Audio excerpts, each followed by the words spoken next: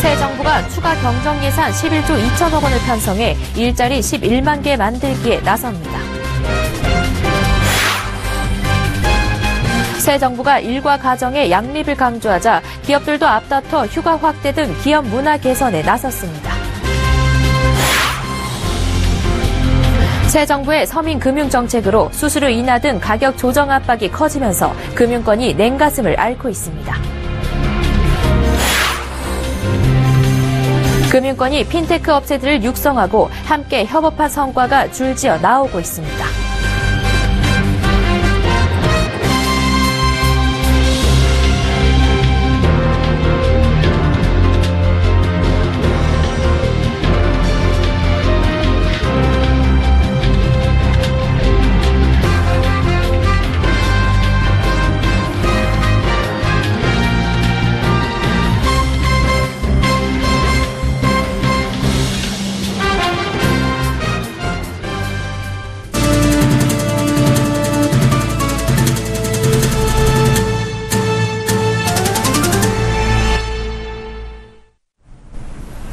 시청자 여러분 안녕하십니까? 생경제 현장 양한나입니다.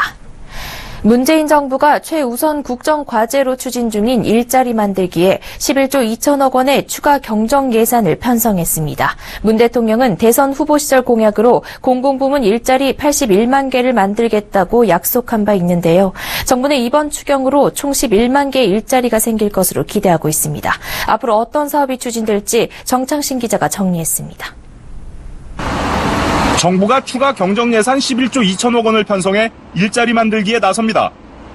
이낙연 국무총리는 오늘 취임 후 첫 국무회의를 열고 일자리 창출을 위한 추경안을 의결했습니다. 기획재정부는 이 추경안을 오는 7일 국회에 제출할 예정인데 국회를 통과하면 7월부터 집행될 것으로 관측됩니다. 우선 11조 2천억 원의 추경 가운데 4조 2천억 원은 공공과 민간 부분의 일자리를 만드는 데 활용될 예정입니다. 공공부문에선 경찰관, 집배원 등 중앙공무원 4,500명, 소방관, 교사를 포함한 지방공무원 7,500명 등 12,000명을 하반기에 추가로 채용할 계획입니다. 민간 부분에선 중소기업이 청년 3명을 정규직으로 채용하면 세 번째 근로자 임금을 연 2천만 원 한도에서 3년간 지원하는 청년고용 2+1 지원제를 도입해 일자리 15,000개 창출을 지원할 예정입니다. 쉽게 말해 중소기업에서 신규 채용 3명을 하면 그중 1명은 정부가 월급을 준다는 겁니다. 청년과 여성, 은퇴자 등 취업 취약계층의 일자리 여건 개선엔 1조 2천억 원이 투입됩니다. 중소기업에 취업한 청년들의 자산 형성을 지원하는 청년 내일 채용 공제 수령액을 1,200만 원에서 1,600만 원으로 확대하고 대상 인원도 5만 명에서 6만 명으로 늘어납니다. 여기에 여성 일자리 환경 개선을 위해 첫 3개월간 육아휴직급여를 현재 최대 월 100만 원에서 최대 150만 원으로 인상하고 국공립 어린이집을 당초 계획보다 2배 늘린 360개를 만들 예정입니다. 일자리 기반 서민 생활 안정을 위해선 2조 3천억 원이 투입됩니다. 치매 국가 책임제 지원과 청년층 임대주택 공급, 근로장학생 7,000명 확대, 기초생활보장 추가 지원, 전국 초등학교 미세먼지 측정기 설치 등에 활용될 예정입니다. 하지만 정부의 이번 추경안은 국회 통과 과정에서 진통이 예상되고 있습니다. 자유한국당과 국민의당, 바른정당 등 야권에선 국민 세금을 동원한 일자리 창출에 반대하고 있고 이번 추경안이 국가재정법상의 추경 요건에 해당하는지 따진다는 입장이기 때문입니다. 추경안이 국회 본회의를 통과하려면 재적의원 과반 출석에 출석의원 과반 찬성을 얻어야 합니다. 현재 더불어민주당은 전체 국회 299석 중 120석에 불과하기 때문에 자유한국당과 국민의당, 바른정당 등 야당 협조가 필요한 상황입니다. 서울경제TV 정창신입니다. 문재인 정부가 육아휴직급여 지급 인상 등 일과 가정의 양립을 강조하고 있습니다. 이에 발맞춰 대기업 수장들도 조직 문화 개선에 강한 드라이브를 걸고 있습니다. 김혜영 기자가 보도합니다. 대기업의 문화혁신 바람이 빠르게 일고 있습니다. 새 정부가 일과 가정의 양립을 강조하자 기업들도 앞다퉈 육아휴직 강화 등 기업 문화 개선안을 내놓고 있는 겁니다. 우선 SK그룹은 2주 집중휴가제를 도입했습니다. 여름휴가는 일주일이라는 고정관념에서 벗어나 눈치 보지 않고 여름휴가를 장기간으로 사용할 수 있도록 한다는 방침입니다.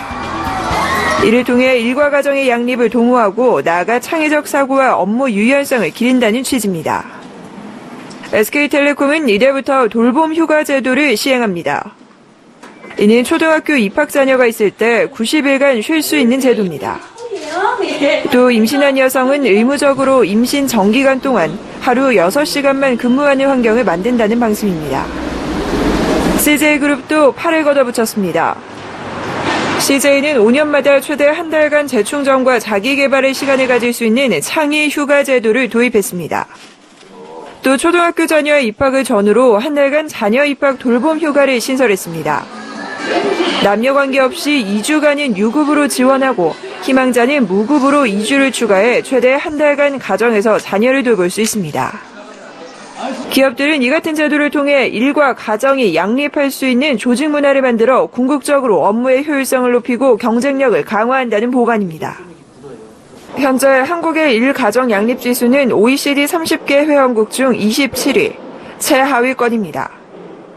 2주 집중휴가제, 돌봄휴가제 등 기업 문화 개선 바람이 대기업 생태계 전반으로 확산돼 살기 좋은 대한민국으로 나아갈 수 있을지 주목됩니다. 서울경제TV 김혜영입니다.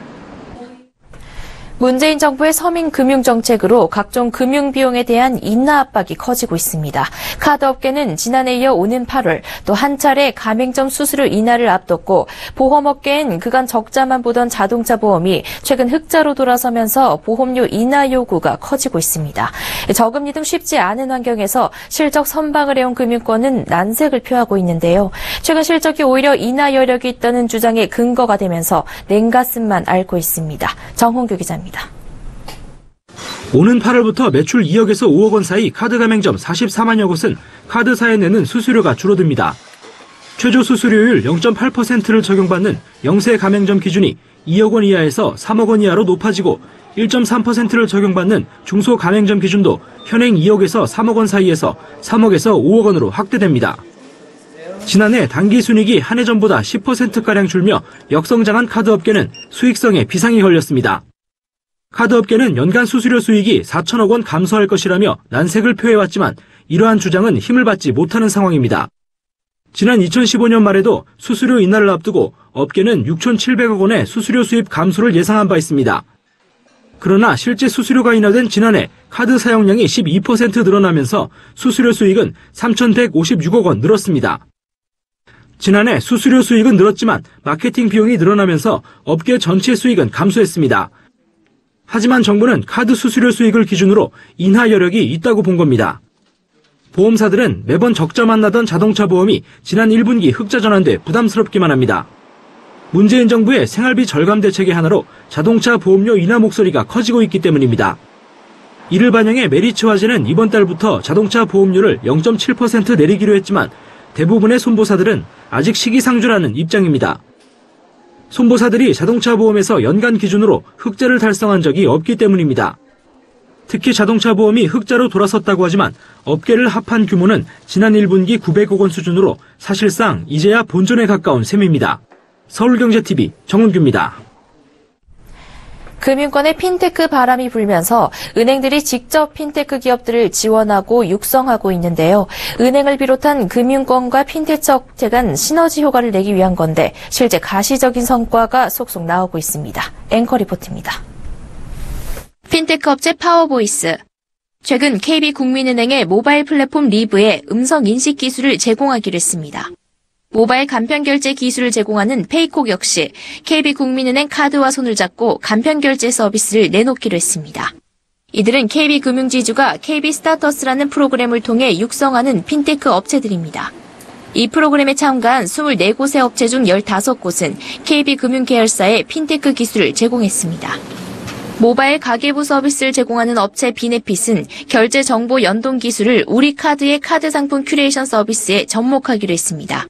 차량 직거래 플랫폼 매너카는 우리은행의 위비모바일 오토론과 제휴해 공동 마케팅 작업에 들어갔습니다. 이들 역시 우리은행의 핀테크 기업 육성 프로그램 위비핀테크랩에 소속된 업체들입니다. 핀테크 드림랩을 운영하는 IBK 기업은행도 직접 육성한 핀테크 업체 중 핀테크 놀러지 파운트와 손을 잡고 채팅봇과 로보어드바이저 서비스 준비에 들어갔습니다. 은행을 포함한 금융권이 핀테크 육성 프로그램을 운영하는 건 이처럼 핀테크 업체의 기술을 자사의 금융 서비스에 접목할 수 있기 때문입니다. 금융권은 지난 2015년부터 핀테크 스타트업 지원 육성에 적극적으로 나서기 시작했습니다. 핀테크 업체의 창의적이고 혁신적인 기술과 금융권의 자금 네트워크를 결합한 시너지 효과를 내기 위해서입니다. 최근 실제 성과 사례들이 줄지어 드러나고 있는 만큼 금융권과 핀테크 업체의 협력은 더 확대될 것으로 전망됩니다. 서울경제TV 양한나입니다.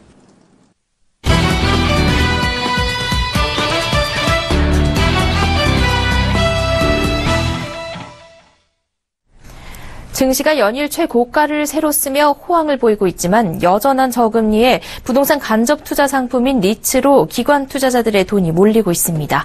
안정성과 수익률을 동시에 갖춘 투자처를 찾기 어려워지면서 예금보다 높은 수익률의 부동산 담보가 있어 상대적으로 안전한 리츠가 좋은 대안이 되고 있는 건데요.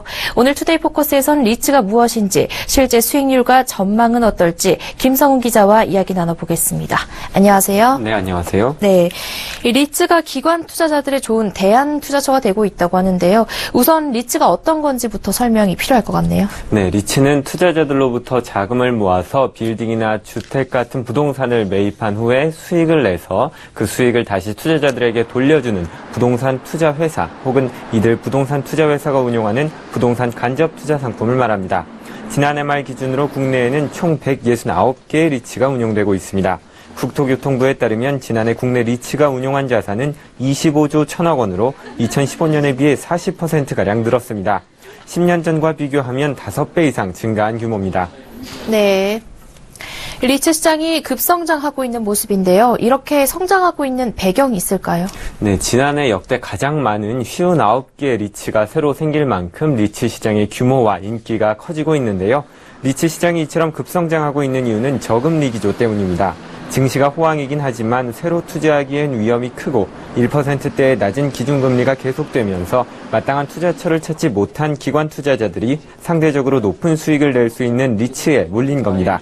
실제로 지난해 리츠의 평균 배당 수익률은 6%입니다.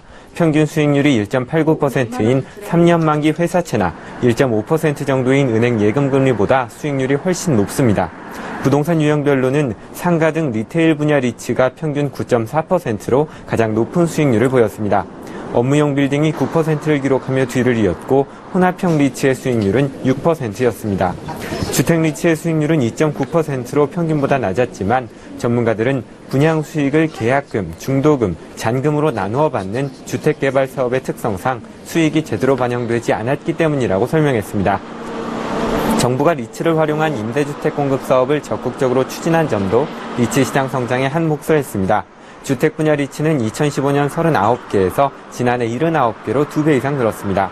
자산 규모 역시 4조 7천억 원에서 11조 4천억 원으로 크게 증가해서 현재 전체 리츠 자산의 45%를 차지하고 있습니다. 네, 정부도 리츠를 이용해서 사업을 하고 있다니 앞으로 시장이 더 커질 것 같은데요. 이 리츠 시장의 전망은 어떻습니까? 네, 전문가들은 지금 같은 저금리 기조가 앞으로도 좀 이어질 것으로 보고 있는데요. 그러면서 리츠 시장에 대한 전망도 당분간 좋을 것으로 예상하고 있습니다.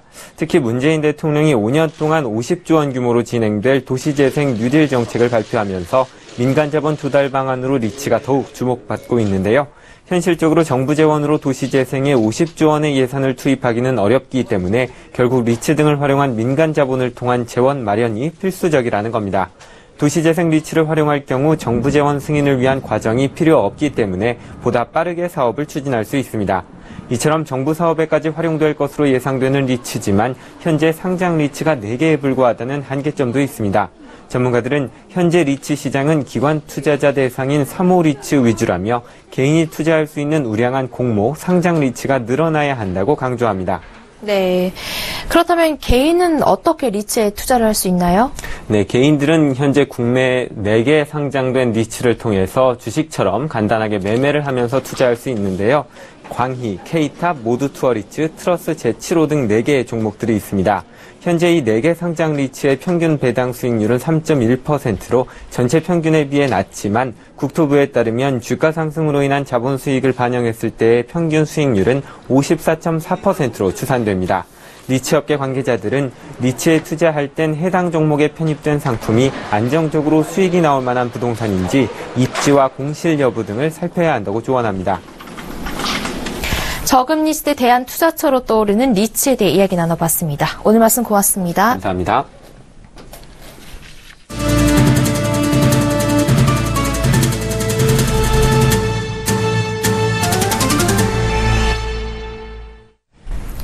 김동연 부총리 겸 기획재정부 장관 후보자는 전월세 상한제와 계약 갱신 청구권 도입을 검토해볼 시점이라고 말했습니다. 김 후보자는 이날 국회 인사청문회 답변서에서 임차인 주거 안정과 집주인 권리 보호 간 균형을 도모해야 한다며 이렇게 밝혔습니다. 전월세 상한제는 집주인이 재계약을 할 때 전월세 가격을 5% 초과해 못하도록 하는 제도입니다. 계약 갱신 청구권은 임대차 계약을 맺고 2년 거주한 세입자가 원한다면 2년 추가로 재계약을 요구할 수 있는 권리를 의미합니다. 이는 문재인 대통령의 주거 공약이기도 합니다. 김 후보자는 다만 시장에서 해당 제도를 가격 규제로 인식해 초기 임대료가 급등하고 임대주택이 감소하는 등 시장 불안 요인으로 작용할 수 있다며 전월세 시장 동향과 도입 시 부작용 가능성을 국토교통부와 법무부 등 관계 부처와 함께 충분히 검토하겠다고 입장을 밝혔습니다. 올해 1분기 증권사들이 전분기 3배에 달하는 깜짝 실적을 냈습니다. 금리 상승 추세가 완화돼 채권 처분과 평가 손실이 대폭 줄어 53개 증권사가 분기에 거둬들인 순이익이 1조 원에 달했습니다. 금융감독원에 따르면 1분기 53개의 증권사 단기순이익은 9,755억 원으로 전분기보다 199% 증가했습니다. 이 가운데 수수료 수익이 1조 8,815억 원으로 1.4% 늘었습니다. 전체 증권회사의 자산 총액은 379조 8천억 원으로 작년 4분기보다 6.7% 증가했습니다. 이에 따라 증권회사 53곳의 자기자본은 48조 2천억 원으로 1.1% 많아졌습니다. 중소중견 건설사 모임인 주택건설협회가 지난 1994년 이후 24년 동안 매해 낡은 집에 사는 국가유공자들의 무료 집수리 사업을 진행하고 있습니다. 주택건설협회는 오늘 서울 용산구 이태원동에 사는 6.25 참전 유공자 김영준 씨 집에 지붕과 창틀을 교체하고 외벽 도색과 도배 등을 실시했습니다. 협회는 올해 전국에 사는 국가유공자의 91채를 포함해 지금까지 172억 원을 들여 총 1,612채를 무료로 보수해주고 있습니다. 심광일 주택건설협회 회장은 주택업체들의 참여를 더욱 확대해 더 많은 국가유공자들이 혜택을 볼 수 있도록 지원 규모를 늘려나가겠다고 말했습니다. 정부는 오늘 중소벤처기업부를 신설하는 정부 조직 개편안을 발표했습니다. 이에 대해 중소기업계는 중소기업 지원에 대한 정부의 의지를 보여줬다며 환영했습니다. 농림축산식품부가 오늘부터 살아있는 닭의 유통을 전면 금지했습니다. 농림부는 긴급 방역 조치와 함께 AI 위기 경보 단계를 주의해서 경계로 올렸습니다. 이랜드그룹이 퇴근 후 업무 지시를 없애고 배우자 출산 유급 휴가를 대폭 늘리는 등 조직문화 7대 혁신안을 발표했습니다. 코스피 지수가 장중 2376.83을 기록하며 지난 2일 장중 역대 최고치를 갈아치웠습니다. 하지만 전날보다 0.13% 내린 2368.62의 장을 마쳐 숨고르기에 들어갔습니다. 코스닥 지수는 0.54% 오른 662.32로 마감해 연중 최고치 기록을 하루 만에 갈아치웠습니다.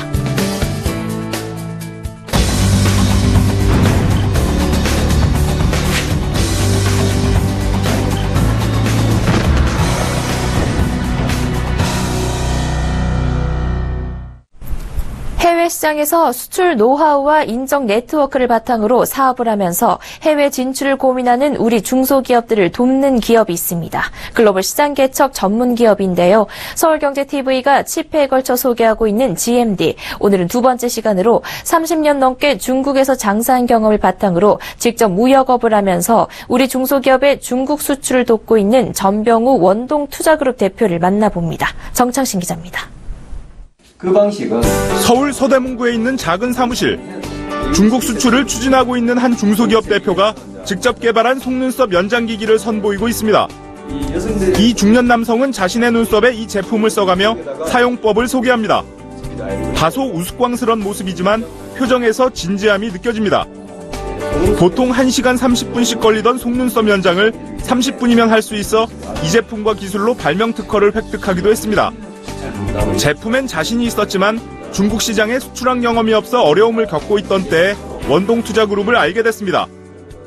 언어도 안 통하고 또 어떤 문서도 우리가 만들 수도 없고 중국의 어떤 그 지역별로 이 시장의 어떤 그 환경이 어떤지 중국 나라의 문화와 풍습이라든가 이런 걸 저희들이 잘 모르고 또 그들하고 어떻게 교섭해야 되는지 그런 걸 저희들이 잘 모르니까. 중국 수출 경험이 많은 원동투자그룹은 제품을 살펴본 뒤 가능성을 엿봤습니다. 먼저 중국에 설립한 지사를 활용해 시장 분석에 들어갔습니다. 우선 저희 직원들이 현재 있는 직원들이 인터넷을 통한 시장 조사 분석에 들어가고 거기도 이 미용에 관련된 많은 학원이 있더라고요. 그 학원을 방문 내지는 컨택을 통해서 이 시장에 대한 어떤 분석 그걸 초보적이지만 그거를 우리 강사장께 드리고 제품만 있던 중소기업이 중국 수출의 첫걸음을 떼는 순간이었습니다. 이 같은 중소기업들에게 수출 상담을 해주고 있는 전병우 원동투자그룹 대표는 30년간 옛 대우그룹의 해외 영업부서에서 일한 중국 전문가입니다. 지난 2004년 창업할 때 대우에서 함께 일했던 동료 3명과 시작해 현재는 서울에 11명, 중국 상해에 50명, 북경 6명 등 총 80명가량의 직원을 둔 회사로 키웠습니다. 전 대표도 회사 설립 당시엔 중국을 가장 잘 알고 있는 사람이 모인 만큼 인구 13억 명이 있는 거대 시장에서 장사를 해도 승산이 있겠다는 자신감이 있었습니다. 중국이라는 시장 자체가 제가 이때까지 봐왔던 아시아, 중동, 유럽의 어떤 시장보다도 굉장히 나라가 크고 시장이 굉장히 잠재적인 어떤 가능성이 굉장히 많은 나라라고 분석을 했어요. 그래서 제가 중국에 이렇게 뜻을 두면은 제가 잘 할 수 있고 제일 오랜 시간 경험을 했고 또 그만큼 시장이 크고 가치가 있다고 저는 봤습니다. 중국 전문가라고 자부했지만 어려움도 많았습니다. 특히 중국이 넓다 보니 같은 중국이라 보기 힘들 정도로 지역적인 특색이 강하고 언어와 문화도 달라 새로운 지역의 판로를 개척할 때면 그 지역의 특성과 언어, 문화를 다시 익혀야 했습니다. 여기에 중국의 관시 문화도 사업을 해나가는 데 걸림돌이 됐습니다. 관시는 나를 중심으로 사람을 구분한 뒤 차등에 대우하는 중국인들의 인간관계를 말합니다. 1985년부터 32년째 하고 있는데 제가 할 수 있는 거는 한국 사람으로서 한계가 있습니다. 그러니까 우리는 특별히 고문단을 활용을 해요. 아주 중국의 오래 정부의 조직에 몸을 담았던 은퇴하신 분들. 원동투자그룹은 중국의 철강 화학제품 수출과 함께 수출 컨설팅도 하면서 사업 초기 보잘것없던 매출이 한 해 206억 원가량으로 늘었습니다. 전 대표는 중소기업인들의 맏형격으로 평소 그들의 어려움에 귀 기울여 왔습니다. 수출 컨설팅을 하는 것도 그 연장선이라는 겁니다. 국제적으로 비행기 요금이 좀 적게 드는 중국이라고 무조건 가서 할 수 있는 어떤 그런 준비가 전혀 안 돼 있거든요. 그래서 지금은 중소기업을 도울 수 있는 지역 전문가들이 한 팀이 돼서 다들 힘을 합쳐서 움직여야 될 시기라고 생각합니다. 중소기업의 중국 진출을 돕는 일은 지난해 중소기업청의 GMD 사업에 참여하면서 불붙기 시작했습니다. 여기에 중소기업진흥공단에서도 해외 민간 네트워크 활용 사업 등의 비슷한 사업을 시행하고 있습니다. 특히 전 대표는 중기청 GMD 사업에 큰 기대를 걸고 있습니다. 기존에는 정부에서 중소기업들을 선정해줬지만 중기청의 GMD 사업은 우수한 우리 중소기업들을 민간이 직접 발굴해 수출을 돕는다는 점이 매력적이기 때문입니다. 원동투자그룹은 정부 사업을 통해 한 해 4-5개 업체를 지원하던 것에서 지금은 30-40곳의 중소기업을 지원할 수 있게 됐습니다. 전 대표는 지난달 초 88개 전문 무역상으로 구성된 GMD 협의회 회장직도 맡았습니다. GMD라는 건 해외 시장을 개발할 수 있는 능력을 갖고 있는 업체들의 집합체거든요. 실질적으로 필드에 들어가서 트레이딩을 해서 중소기업한테 직접적인 어떤 기여를 하고 직접도 해주기도 하고 장사를 이걸 사단법인화해서 간다면은 우리 국가에도 굉장히 중요한 일이라고 저는 생각을 합니다. 원동투자그룹은 올해 GMD 사업으로 자동차 부품과 생활용품, 애견용품, 유아용품에 집중할 계획입니다. 우리 중소기업들에게는 좀 더 현실적이고 효과적인 수출길을 열어주기 위해 다양한 방법도 찾을 예정입니다. 이 많은 형태의 중소기업들의 비즈니스를 지원할 수 있는 어떤 영리 위주가 아닌 진정한 의미의 중소기업의 어떤 종합상사 만들고 싶은 게 제가 앞으로 얼마나 더 일을 할지 모르겠지만 그 기초를 닦는 게 제가 이 원동에서 할 수 있는 길이라고 생각을 합니다. 해외로 뻗어나가려는 중소기업들과 그 회사의 일원이 돼서 함께 뛰어다니고 싶다는 전병우 대표. 1년의 절반가량을 중국에서 보내는 이유이기도 합니다. 서울경제TV 정창신입니다.